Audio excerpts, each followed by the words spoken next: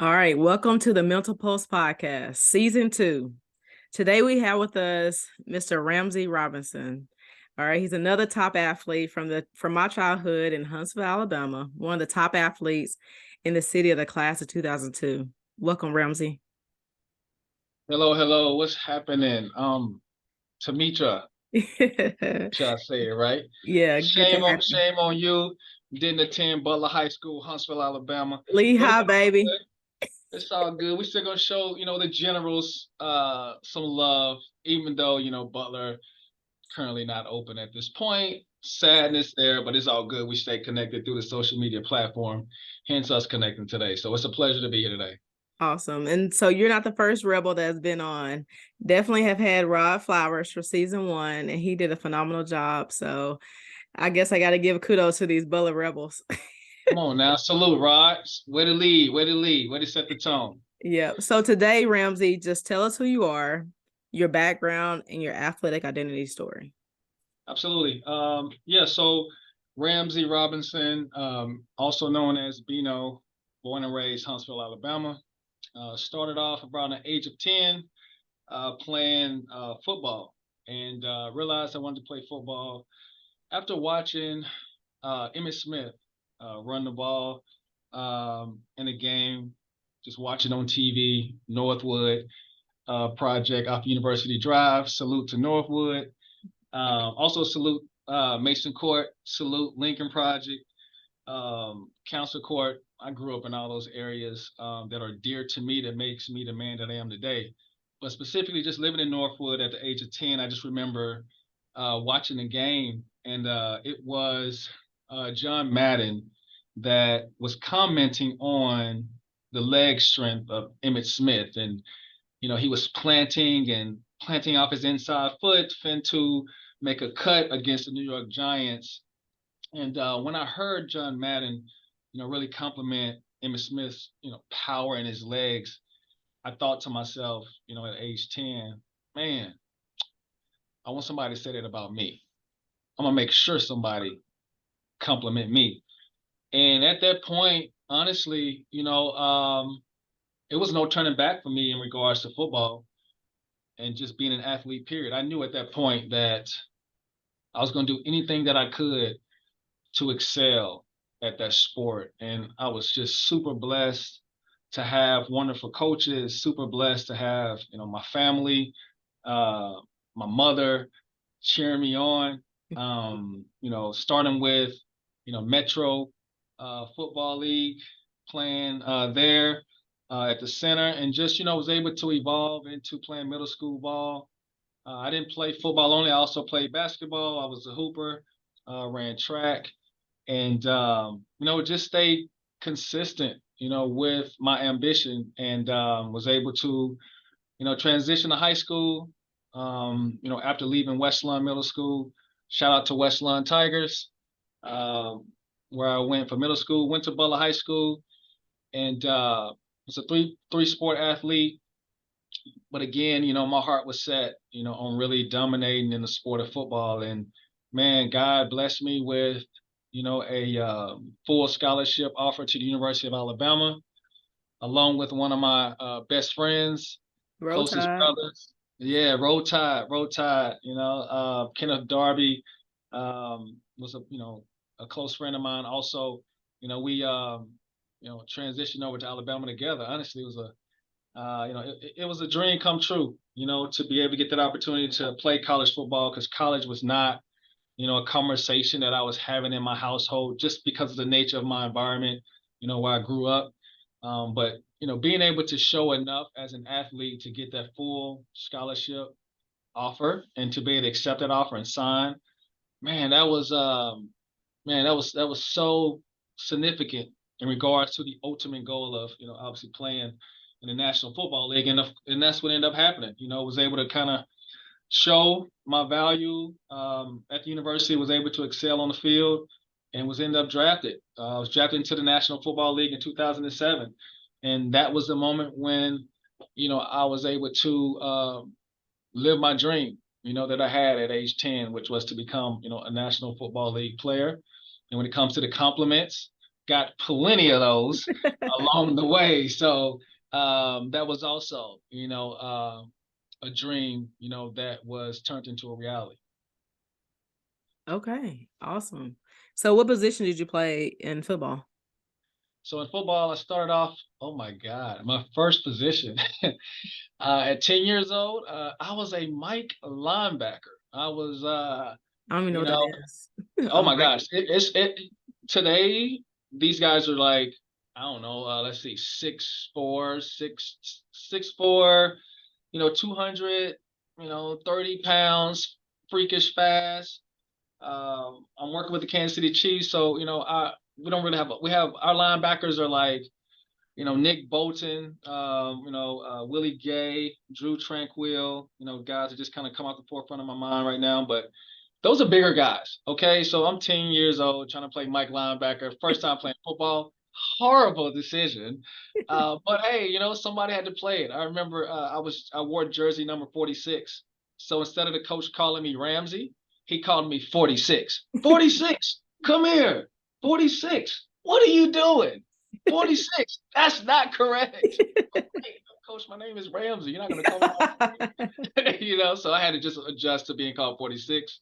Linebacker. And then, middle school is when it really, well, I played running back my second year, Little League. And that's when I started getting the ball in my hands and started to show my athleticism. And so from playing running back in Little League, I then ended up playing quarterback my 8th grade year at Westlawn Middle School and played quarterback through, my high school years before transitioning to a defensive back at the University of Alabama. And I was drafted into the National Football League as a defensive back as well. Okay. Okay. Yeah, I'm not that familiar with all those terms. I know what a DB is, but I love Oh, man, you got to do football your for homework, sure. Demetri. I do. I love sports and I love football, but I'm just not, if you're running back, a quarterback, Yeah. wide receiver, I kind of understand where you at, but so Yeah, that's so that Lee High School stuff. It's all good. don't even Butler's here to support, Lee High, so it's all good. I'm gonna work with you on it, my friend. whatever. So look, so tell me about how it was at the University of Alabama. How was it was Nick Saban there at the time? Saban was not there. Saban's first year at the University of Alabama was actually my rookie year in Okay. the National Football League. So I had just missed Okay. Saban when he got to Alabama. We had Mike Shula as the head coach. So man, what it was like.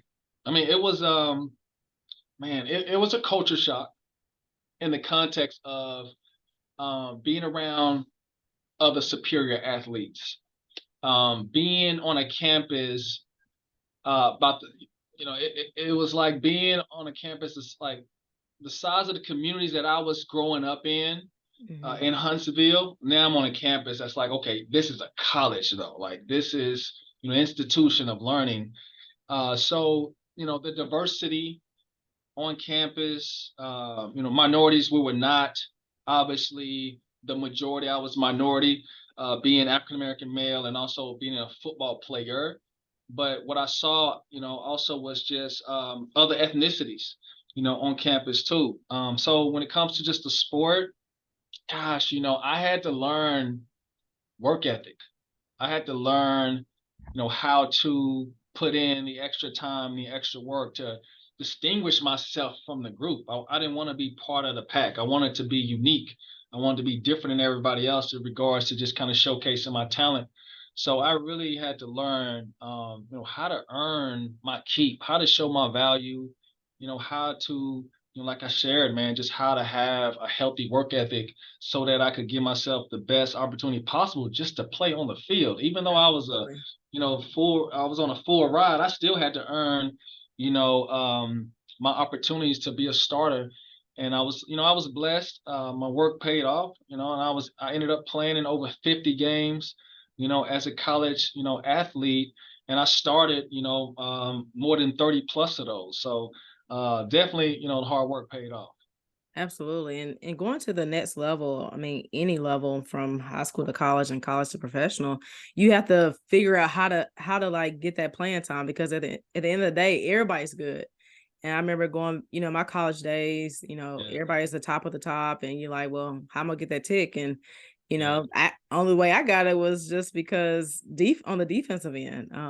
So was that my specialty? No, but that was something I try to separate myself from in order to get the playing time that I did, which wasn't, as much as you, but it was here and there. But Oh, no, you definitely got some play. No, you was.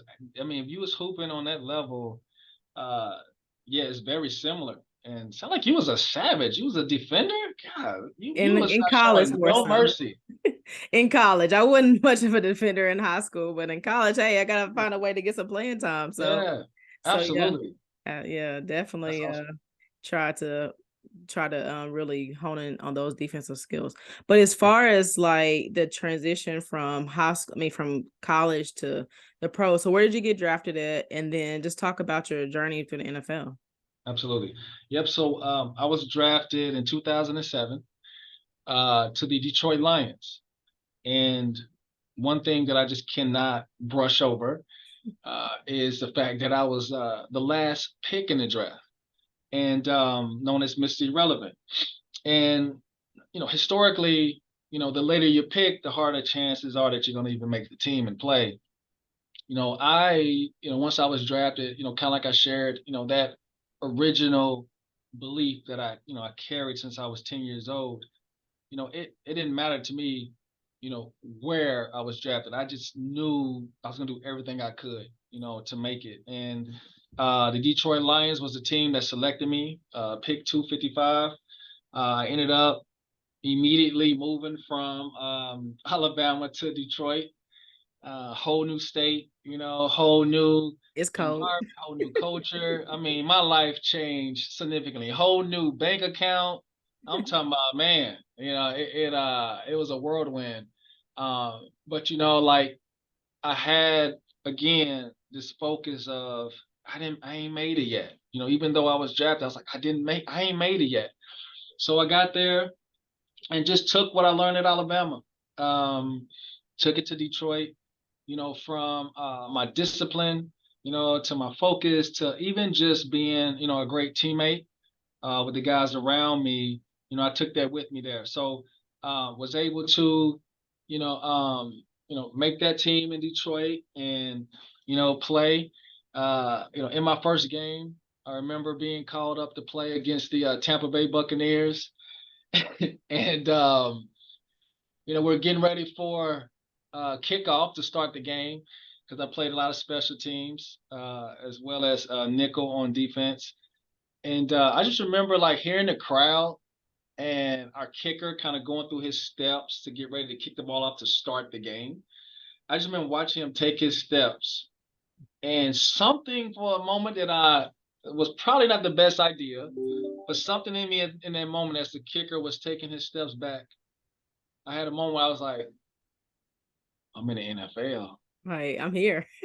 Yeah. And when I did that, oh my gosh, my stomach, whatever that feeling is in the stomach that gets a little tickly and some wants to come out, I think some people call throw up. Oh Man, Lord. I gagged for a second. I gagged for a second as he was coming to kick the ball because I think that nervousness all of a sudden just hit me all at once. Again, because I just had a moment there, it just dawned on me, everything that I ever went through, everything that I went through since I was 10 years old, the trials and the celebrations and more challenges and more celebrations brought me all the way to that moment against the Tampa Bay Buccaneers at Ford Field. Ramsey Robinson, jersey number 38, going to run down on kickoff in his first National Football League game. So it hit me for a split second. I did not throw up. Okay. I I was gagged, but gonna I ask. caught it. I caught it. All got kicked, and it was time for me to go make a play. And I just remember running down with everything that I absolutely had in me, uh, you know, uh, and made the tackle in my first game. And I don't care who could have been lined up across from me. And man, they was gonna get it that day. And I just, but that's just what the belief was that I had. You know what I'm saying? Like I just believed that that moment was meant for me. And there was moments where I didn't believe I was gonna succeed, or there was moments that I was super excited about what I accomplished, and I had to be humbled again to bring it back down to reality. And all those challenges, like I shared, generally brought me to that moment. And man, I took off from there in regards to just learning how to manage the National Football League game. Okay. So how long was your career? I was able to play 5 years. Okay. Okay. Hmm. Hey, that's a blessing. That's a blessing. Was Calvin Johnson from Yeah, Detroit? Yeah, he yeah, went to yeah, Georgia yeah, Tech when I was at Georgia State. So I met yeah. him a couple times Yeah. in So Atlanta. same draft class. Yep. He was picked a lot earlier than I. Yeah. He was like, first few picks, and I was in the last few picks. And yeah, we was in the same camp together, same team, was able to just, build a bond, in our rookie class. So yep, he's there. Yeah, but the point is you still got drafted, right? Everybody Yeah, can't say they got drafted. So you yeah, still have, an up on a lot of people in this world yeah. because everybody can't Um, say they got drafted. So yeah, so it's definitely. still a positive there. It is. It is. Definitely don't take it for granted. Of course, the ego in me will always be, could have done better, could have had more, but I experienced exactly what was meant for me. I was picked right where, it was destined for me to be. And I'm thankful, to be where I'm at today. As I was able to have that, career path that I was able to manage. So super fortunate. I completely understand that. Definitely blessed. So how did you know the time was up? How did you know it was time to transition out of the sport, out of playing actually? Yeah. I just, struggling to be consistent, is when I realized it. For me to maintain my consistency, I was requiring quite a bit of work on my body. When I played, I was a 5'9.5", 180-pound defensive back looking to tackle. You seen Calvin Johnson. I mean, guy was huge. Right. There's running backs in the game that a little bit under 100 pounds heavier than I am. So the physical part of the game on a professional level, those are grown men. Became became overwhelming for me. The last 2 years of my career, where I was just trying to make decisions to hire and bring on medical practitioners to kind of help me manage my body, manage my health, just so I can sustain, the physicalness, the physical component of the game. So when I realized I was spending a lot more time thinking about, seeing a chiropractor, getting massage therapy, getting dry needling, when I was thinking about just how often I was doing that just to make it to camp, and in the midst of camp, still trying to have that support to be consistent each practice, that became mentally exhausting for me, and became a lot of work on my body that I really wasn't used to. So the last 2 years of my career was definitely me really straining to try to maintain a career, because my body just went through a lot, from college to the pros. Because even Hmm. college, I really had to develop my body in a way, to sustain, Yeah. the physical punishment that comes along with playing the game of football. So I would say that's when I realized it was probably the last 2 years of my career, is when it made sense to me. Like, I don't know how much longer we're gonna be able to do this. Yeah. Wow. I completely understand. I know I struggled from a physical standpoint in high school. I Yeah, mean, in college. Just my knees. I mean, just the wear and tear of my knees and just the constant impact and pounding of my knees. The yeah, hours you put into just weightlifting, the hours you put into condition, the hours you put into absolutely. practice. I mean, my body just couldn't withstand and Yeah, cannot uphold it. So, question: what absolutely. is dry needling? Yeah. So with dry needling, it's basically when you have like this physical, muscles are tense and tight, and sometimes we'll try to massage it out. You see people like get on these, like a softball exercise ball, just trying to roll out the muscle. Okay, gotcha. And not all the time it helps. So dry needling is, you know, you got to be certified. It's not something that you can do to yourself, but you want to use, have somebody work with you that's certified and, well versed in it. But what that needle does is once the needle goes into the muscle, it'll pinch for a second, and then when it comes out though, it'll like ease some of the tension in the muscle. So it kind of Okay. shocks it and just kind of gets the muscle to calm down, to help loosen it up more. So that was something that I needed in my back, because I really struggled, with my back. Gotcha. Gotcha. So you played 5 years in the league. You knew the time was up. So where did you end up moving to after playing in the NFL? Yeah. Yeah. So backstory of that is I was with the Broncos at the time. Okay. And I remember Hey as a Manning. yeah, Okay, Peyton okay. Manning. Yeah, yeah. All Look right. at you. You do know ball. See? I know sports, okay? I promise Yeah. you, I know sports. Here we go. Here we go. We know Peyton. Shout out to Peyton Manning. All right. So he's quarterback of the Broncos at the time. And long story short, I was just participating in a community outreach event as a player. I just remember meeting. I remember meeting this lady that talked about hey, if you ever decide to retire, come see me. I really like your I like how personable you are. I like your social skills, man. I could do something with that. Just let me know. If you want to do something else, basically. I didn't really think much about it, but I heard it though. Mm. Like I took the compliment, I took the affirmation, was like, okay, yeah, I hear you. So long story short, when I ended up stepping away, just because I really couldn't continue. Was released from the Broncos, and once I got my release, and I realized like, I don't think I want to wait on the next opportunity. I think I want to kind of see what else is out there for me. I earned my business management degree at the University of Alabama. So shout out business school at the University of Alabama. Was fortunate to do that.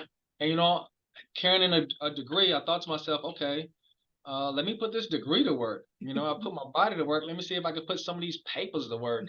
Right. So ended up going into a temporary staffing agency, TPM staffing, and wanted to try jobs out to see, what skill set I had, to offer the general public. Man, that turned into me starting a temporary job in working with Muscular Dystrophy Association, so doing some foundation work, and it turned into me being hired on to the staffing agency. So the staffing agency is who hired me to go Right. work for, Okay. the MDA Foundation. So did good enough there to where the staffing agency was like, let's have you just work for us, and we'll train you up to now teach our employees how to find talent and hire that talent to go out and work for jobs that we as a staffing agency have contracts with. So ultimately, in a 3.5 year span, I was promoted all the way up to general manager, Okay. where I'm in this management role of training and supporting staffing coordinators who are interviewing candidates that are looking for work and hiring them in the field, to find opportunities of employment. So I was overseeing Gotcha. that part of the business and also going out to negotiate contracts, with other businesses. So I was doing that for like 3.5 years. I call it playing Cupid of the job market. Right. Man, living a corporate dream and the idea of professional athlete transitioning into the real world. I thought I felt like I was super blessed. I felt like I was excelling. I was evolving, was kind of utilizing other skills that I really never utilized before. I had a great mentorship with Jody Audet, the CEO of the company, who took me under her wing. She was a former athlete and she saw my potential and just really supported me, challenged me to be a leader. And I give her all the credit in the world, even today, as I'm, going on my 8th year with the Chiefs, for really preparing me for how to work, in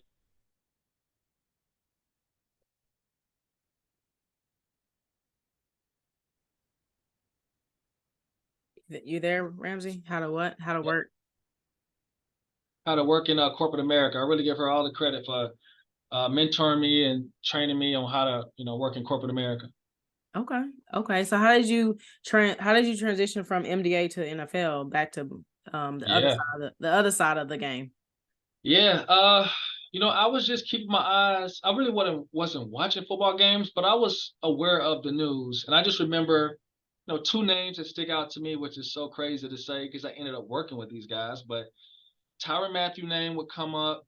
and Josh Gordon name would come up in the news. I just remember when when I would hear their names, the way it triggered me was, man, I would love to like work with people like that, Mm-hmm. support them with their pro career and help them transition into, the next phase of their life. I felt like God had blessed me with an experience of being a former athlete to now being a leader in business, and it happened just so like dramatically after my career. Like, I mean, I dived right in, sink or swim, literally. And I felt like that experience, and everything that I went through, I wanted to share that with other professional athletes and see if I could, support them and challenge them to figure out what they wanted to do. Because for me, I'm like, well, I got my degree in management. I'm in management. This is what I wanted to do based upon what I went to school for. Right. Uh, but my heart was still pumping for my clientele to be, professional athletes. I felt like I was content with, at the time, my clientele being the general public, but I felt like there was another challenge that was waiting on me. I wanted more of a challenge to really develop and support, people. And, football is what I knew. And that is what was triggering me, was those guys in the National Football League just trying to figure things out and trying to lead healthy careers. So I made a call to my agent. Well, he was my agent as I was as a football player, Andy Benedict. Shout out to Andy. And just kind of let him know where my heart was at. I was like, man, I think I need to get back in the NFL, man, but not the coach, even though I know the game well. Because a lot of people was thinking I wanted to go back to coach because, I did pretty well as an athlete. But I'm like, no, I don't want to coach football. I want to coach life. I want to help these guys figure out what they want to do. So made some calls and ended up being advised to attend in Pennsylvania the Wharton School of Business to earn a certification in professional player development.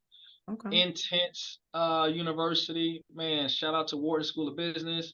Would love to come back given the opportunity. It's definitely expensive, but the National Football League, man, did great of just advising me to go there first, just so I can get certified. When you talk about being in the corporate space, okay, how can I, massage my intellectual property to now work with professional athletes though, and not really just work with general public. So that university gave me the skill set of emotional intelligence, I would say, EQ, Mm-hmm. negotiation skills, man, working under pressure, decision making, problem solving. I mean, it was an intense certification class. So earned the certification at the Wharton School of Business, got my resume together, man, and God shows up again through a brother of mine, BJ Stabler, who at the time was fulfilling the role that I currently have now. BJ was the director of player engagement with the Kansas City Chiefs. He's currently working at the University of Alabama as a director there with the alumni, former players. BJ gave me an opportunity, to jump on board with the Chiefs as a coordinator to just learn, the business, learn how to work with athletes. And once BJ, took me under his wing, kind of like Jody did, man, the rest was history. I took off from there. That is awesome. Just the fact that you were able to kind of go back into your connections and the path was very, linear. It wasn't, kind of like all over the place, zigzag. It was kind of like the steps were kind of ordered, and that's pretty amazing. Yeah, I agree with that. I believe in prayer. I believe in behavior. I believe, if faith without works, I Oh, mean, absolutely. there's not much life to that. So, I really believe that, when you pray about something and every day you get up, you putting forth the work to obtain that goal, there'll be it'll be some favor along the way where God put the right people in your life. Uh, I just had to be aware of who those people were and not be in my feelings, Mm-hmm. too much to where I find myself going against, possibly what God's plan was for me to get closer to what it was, that was the next step for me. So I would say what helped me the most was just being transparent about what it was that I desired to obtain. And, I name a few people because those were the people that became the gatekeeper that let me in to the next step, being Right. Jody, being BJ. But there was numerous people along the way that just kept me encouraged, that would challenge my decision making. Man, it's so many people in my life, even to this day, Yeah. that make me the man that I am, and that supported, my journey, and still support my journey to this day. So I'm definitely not here alone, even though it's me that's kind of advocating, for myself, but I'm advocating for, a community of people that support me.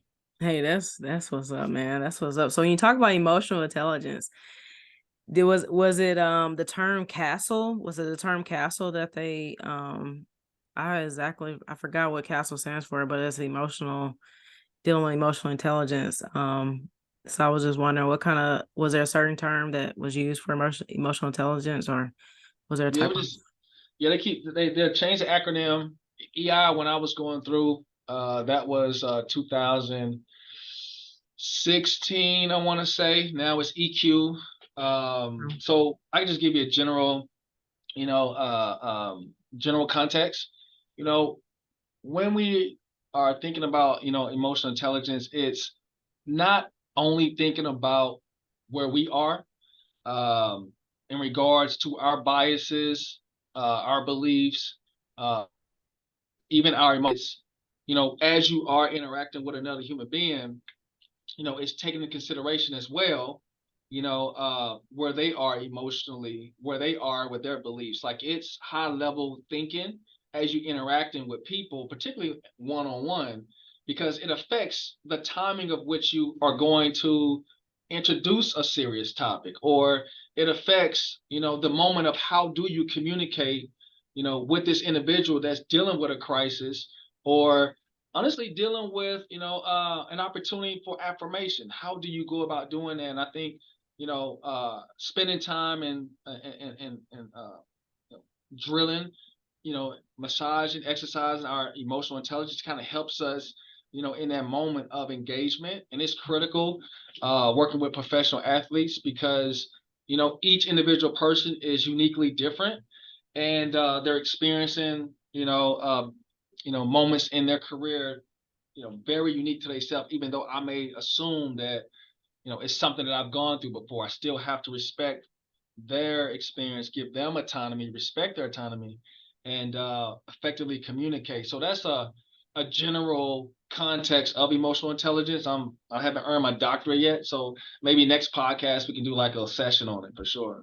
Hey, absolutely, because my brother-in-law is a principal in one of the high schools here in Huntsville, and so Respect. he did his doctorate in emotional learning. So Yeah. Castle is about advancing social and emotional learning with the pillars of responsible decision making, social awareness, relationship skills, um, self-management, and self-awareness. And Yeah. so we kind of had multiple discussions on that. So yeah, Yeah. that type Yeah. of stuff definitely piques my interest.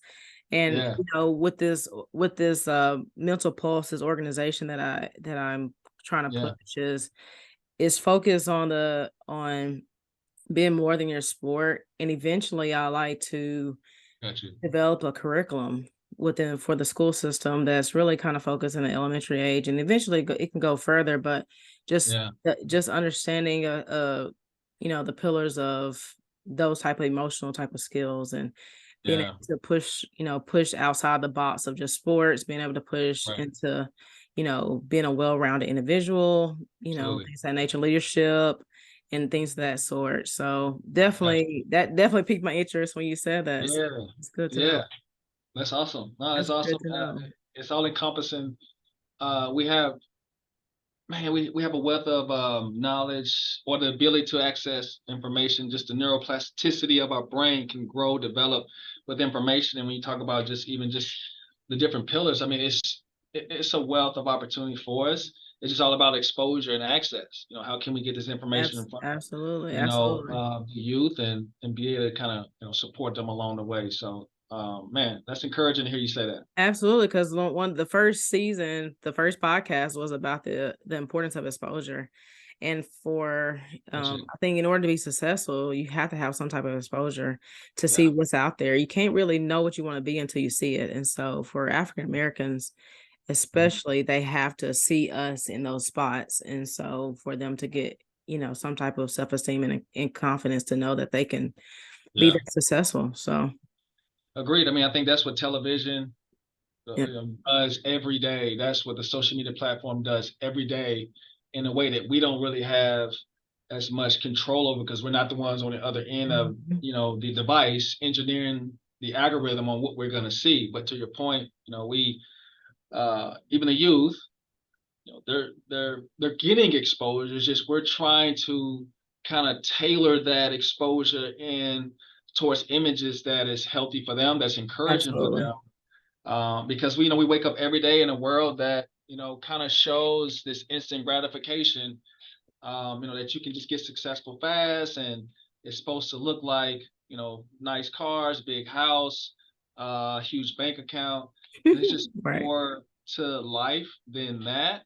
And when you are, for me, right, I was 10 years old, and my image was seeing a athlete running a football, Right. and boom, I had an idea like, oh, I'm gonna Yeah. do that, Right. It's just sport. But to your point, holistically, you mean tell me if you see African American lawyer or an African American therapist, how that can resonate, with others. And I think that's why for me personally and professionally, I take pride in really challenging our athletes, to be, the complete professional is what I call it. Yes, a lot of them is football players, but they got this other side of themselves that is a professional where they get to take some of those skills and apply it in other areas of interest for them. So my role is, yeah, to support and bring up the football player, but also challenge, the complete human being, in other areas of interest, and really challenge a guy to step into his hobbies and figure out who he is holistically. Yeah. And I enjoy doing it because I try to model that myself, being a master student, being a provisional licensed therapist, sixth grade football flag coach. Like, I'm out here trying to do Hey, everything. that's what's up, man. That's what's up. The fact that To you show that. said about the hobbies, that's so interesting because what I try to push with, so I wrote a children's book and it's called Find and Live, and it pushes the idea of the main Got you. character, Olivia. Plug. You gotta check it out. But Yeah. the main character, Olivia, realizing that she's more than an athlete, right? She realizes that she likes to read, she likes to do math, and she likes to go to church. And so in Right. that book, from that book, I try to push some tips of how do you be more than an athlete. And one of those Uh-huh. tips is to find a hobby. Find a Yeah. hobby, find an interest in education, which will help Yeah. you to figure out what do you want to be when you grow up, right? Life Yeah. after sports. And then the third one is just being able to find people outside of your athletic circle to Yeah. kind of be friends with, so that can Absolutely. expand your knowledge and to expand, your path, your pathways. Yeah. That's it. That's it. Yeah, that's it. Love that. Support it for sure. And I'll be honest with you, that's my everyday life, That's what's working up, in man. professional sports. So your book is living right now. Living. Look, I'll send you a link after we get off of here. Please. Yeah, please do. Yeah. Just hearing you say that, I'm like, wow, like I literally do that. That is what I'm called to do each day. That's what I'm expected to do, by this organization. So it's just again, it's encouraging, to hear about, the narrative of your book, and also just what you're doing here. I think this is something that is of use, that calls for, more attention to be drawn to it. And because it is more to us than just being the athlete. I'll be real with you. The athlete part of me, yeah, it helps, what I do on a day to day, but it's not all of who I am. I'm also an academic, I'm telling you, I really enjoy that part of my life and really challenging my intellectual, development. So nah, this is It is cool. good stuff, good stuff. So going back to just talking, going back to the talking of over your life, over your NFL journey. Yeah. So was there a point that you said you were did you feel like you were just a football player? It doesn't seem like that, but I was Yeah. just wondering if that ever crossed your mind, like, Yeah. am I I think just a football player? yeah, I think, yeah, it crossed my mind. I think it crossed my mind. I want to say probably my freshman year at Alabama.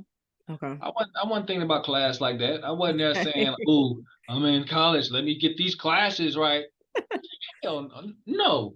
I was like, let me get these workouts right. Let me get on this team. I believe that. My freshman year at Alabama, I thought to myself, I was only a football player.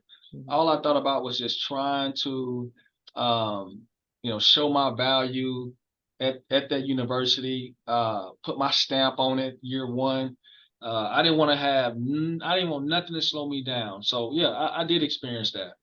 Okay. So when did things change? When did you say, you know what, I can do more than just football? Yeah. I would say it changed when I was taking a art class in the summer. I tried to BS my way through. Um, Try to use some of my charisma with the professor. Did not fly. Right. Uh, I was so used to, I was used to that freshman year of just, understanding that I'm a student athlete. I may not be in class every day. Just, hey, I'm playing football. I'm not here to Right. do this. I'm here to play ball. Right. Well, this professor was not trying to hear. Definitely challenged me, to take school seriously. Uh, Knowing that I was on scholarship, called me out on that about being on scholarship, called me out on being a student athlete, and to take what I was doing seriously because I was not passing the class. And I was used to excelling and succeeding in everything. Like I Mhm. was just, if you want to get my attention, then I've probably been challenged somewhere. Adversity done showed up on me, and it recalibrates me. And I think that's what I love about, adversity is it does bring out the best in me. So yeah, I would say it was the last half of my freshman year, where I was not doing well in that art class. It was and it was an elective. So to me, I'm like, it's an elective. I ain't gotta Right. take it seriously. Yeah, right. Like, I was challenged, to be better about it. And that's when I was like, you know what? Wait a minute. I'm the first in my family to go to college. I gotta pass school. I can't just only do football. I gotta make sure like my family can be encouraged about the idea of college because me coming to college, just because of the nature of my environment, just how we were raised, college wasn't a top subject or topic in our household. It was just go to work, hustle, and sleep. That's it. So that it hit me, before I got into my sophomore year. Wait a minute, we gotta make sure we pass. We gotta get this degree as well because everybody ain't gonna be the superior athlete like I was. I was like the black horse in the family or something. Like I was just different. So I took it seriously, and ended up, graduating early with my degree. Where when I got into my senior year at Bama, I pretty much, was able to consider continued education because I got my degree in May before, the season started for my senior year of football. So I played my whole senior year of football already having accomplished, earning my degree and walking across the stage. But yeah, I would say that was a moment, where reality kind of knocked on my door. Adversity said, "Hey, what decision you going to make?" Because still, you're a student athlete, not just an athlete. Right. And what do you want your family to say? How do you want your family to feel about how you, manage school? And I definitely didn't want my family members to think that school was not important. Hey, absolutely. So just to pull that thread, like what was your mindset or what is your mindset being the first to go to college? I mean, what do you try to Yeah, pass on to your family yeah. and try to do for your family? It starts with self-awareness for me. And to this day, as I continue to evolve, I'm self-aware that the plan that God had for my life was unique. And my mindset was it's a huge responsibility to be able to have accomplished some of the things that I was fortunate to do. And within that responsibility, model a behavior that will be healthy for my family members to consider, something that they can look to. And it's okay to point to like Bino, like, okay, what he's doing, the way that he's doing it. I can take some, I could take some tips from that and apply it to my life. Like my mindset was, this is a responsibility, and I got that from my grandmother. My grandmother, was a rock that we all as a family could look to, like, okay, grandma is like structured, she's disciplined, she does not play about church and prayer. You better make sure Okay. you're in that church. Most Believe that or grandmas not. like that. Absolutely. What? what? You better love on each other. You better say sorry, but and we had as a family this this woman, this person, this rock we could follow, and taken from that to to apply to my life. I wanted to be that, for my family, because my grandmother passed at an early age. I mean, it was 2005, and she wasn't even 60 years old at the time, and she passed away from cancer, and it just crushed me. It crushed my family, and I just wanted to take the responsibility, to do everything I could, to lead a healthy life. Okay, yeah, sorry about that loss. But I completely understand having patriots and matriarchs of the family, because my grandfather was and my grandmother and my mom's side, they were very influential in who I Mhm. am today, and they definitely passed down a lot of wisdom and advice. So completely understand that. Yeah, you definitely looks like you're taking, that advice, and you're taking, what they were able to show you and applying it in your life on, based upon, today Yep, with you and kind of what you're doing, yep. says a lot about you. Appreciate it, appreciate it. So your support system, you mentioned your grandmother and you mentioned your mom. Was that your support system growing up? Oh man, Mark Edwards come to mind, my goddad. He European white male comes into the hood and brings chicken spaghetti. He and his wife, Larita Edwards, like, man, who was these white folks out here with chicken spaghetti? Like, we looking at them crazy, like Crazy. y'all are lost. But it was love. David Bittinger introduced him to me, who was like a assistant coach, at the high school. Took me on his wing. Man, my whole extended family was encouraging along the way. And then as I start to transition, into through college and to the pros, Andy Benedict, being my agent, he was more than an agent. He was he's a friend. Of course, my wife Bethany, we met in 2009, had a great friend. Kimberly Clark, who was supporting me through college. A lot of friends. As a pro, ended up meeting Jesse May in Huntsville. A lot of my support is in Huntsville, actually. Okay, Huntsville, okay. Alabama. That's why I give so much love to Huntsville, because um, there's no way I would be where I'm at, two-time Super Bowl winning team, where I got two Super Bowl rings in 4 years, living my dream, job, and also just with this team here in Kansas City, like present day. I mean, it's just unbelievable what's happening in my life right now. But I only got here because of those people, in Huntsville. So, Demetra, I ain't gonna lie, it's so many people. I feel bad even trying to remember names, because I know I'm Yeah. forgetting a lot of folk. We probably got to go through my Facebook page, and some of my friends are actually real on Facebook. We can go Right. through, kind of click through, and I can show you. But it's man, it's a boatload of people that support me through my journey.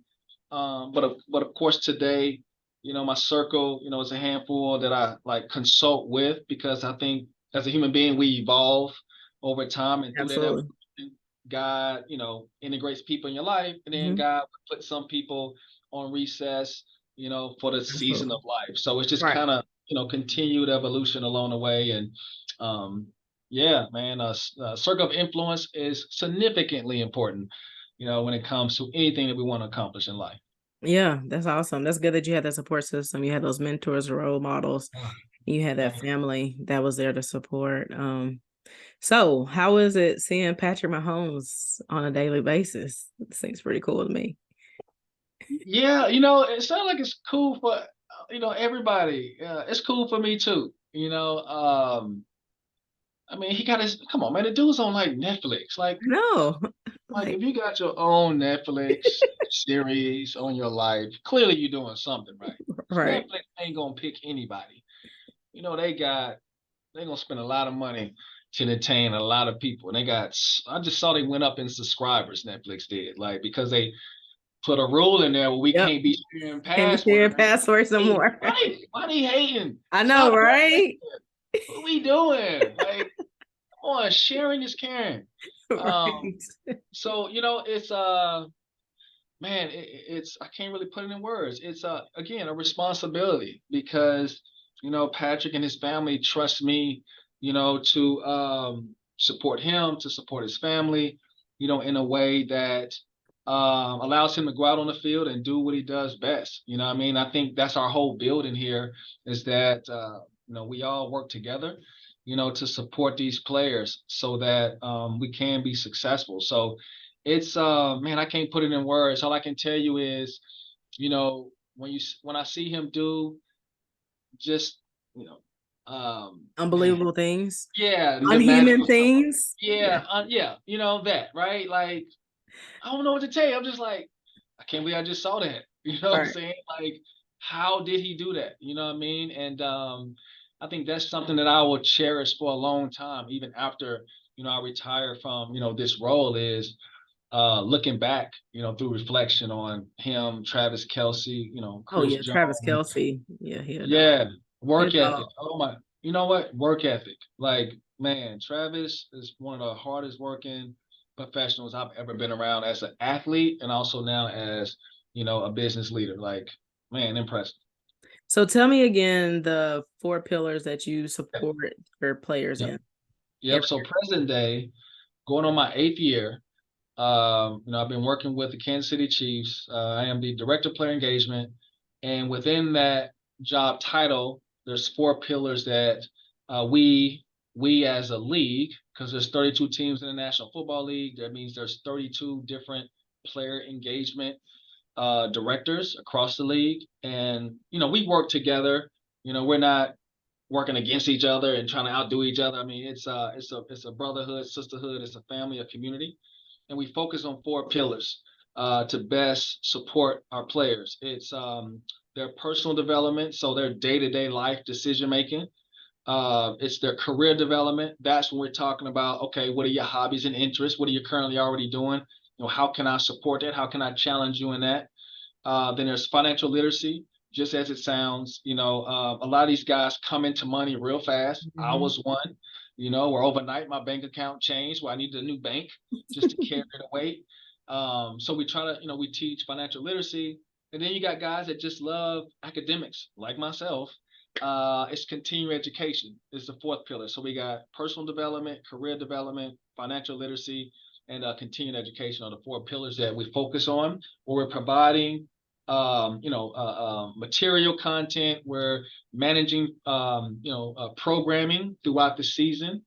Rookies is mandatory for first year players to go through 22 different sessions. So think about just being in school again for an Yeah, hour. These absolutely. guys got to sit with me for an hour, and my coworker Candace Dominguez. We partner together to support these players. So rookies go through mandatory programming about 22 topics. Veterans go through 4 programs throughout the year, and then we add some events for the family members, to bring them abreast to what we do in our culture. So we try to, provide resources, to them and information. So that's what I do on a day-to-day busy work, really supporting development of our team. Definitely busy work. I have a friend, he was on the first season of this podcast, Carlton Rice. He went to Johnson and then he went to Mississippi State and then came back and played at A&M to finish out his career. But he's a assistant AD at USF, South Florida, a student Respect. athlete enhancement. So Yeah. he's There we kind of go. doing something similar. So Yep. kudos to you guys. That's pretty fun Yeah. life, it sounds like. Shout out to Carlton man Rice over there. Respect. Yeah. So, hey, Ramsey, I really appreciate having you on today. Definitely has been a 256. blessing. Thank God for 256. the connection. I really do Yeah. appreciate the connection. And That's anything you want to, any advice you want to leave before we get out of here? yeah. I one thing I would say, to those that are listening, is continue to be open to evolution. Day in and day out, you're not the same person that you was the day before. We are on a continuum of advancement as a human species, as a human being. So be open to evolution. It's a stigma with a negative connotation sometimes in Western culture that talks about change being uncomfortable. Oh, I don't like change. People like to say that and sound cool. I don't like change. Well, no, that's not cool. It's cool to be open to change, being open to evolution. So I encourage all, listeners and anyone that may come across this audio or video, whatever it may be open to evolution. Never be afraid of change. That's a lie. Because there's so much more to us than the eye can see. And it's up to us to go seek and find that out through the support of others. So that's my message to the people. Hey, I appreciate it.